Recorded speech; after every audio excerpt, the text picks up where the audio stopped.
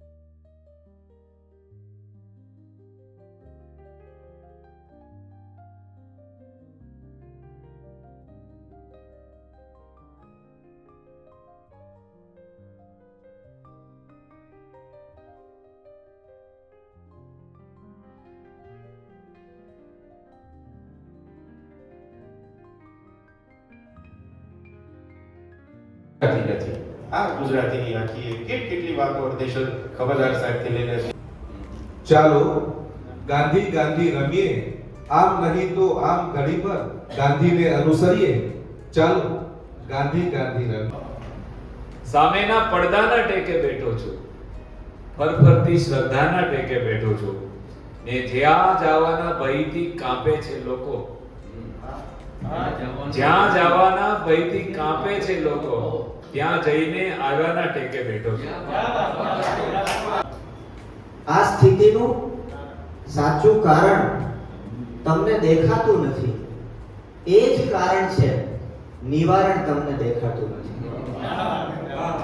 આ રગરગમાં આવે સુવાસ કે હૈયામાં ખીલ્યા છે યાદના ગુલાબ, એની રગરગમાં આવે સુવાસ ને હોઠ પર ગમતીલું ગીત એક ઉગ્યું ને આંખોમાં રેશમિયું ઘાસ. માતૃભાષા માટે મૂકીશ કે પ્રારબ્ધને અહીં ગાંઠે કોણ, હું પડકાર ઝીલનારો માણસ છું. પ્રારબ્ધને અહીં ગાંઠે કોણ, હું પડકાર ઝીલનારો માણસ છું. હું તે જ ઉછીનું લવ નહીં, હું જાતે પડતું ભાનસ છું. એટલે આપણી માતૃભાષા છે એ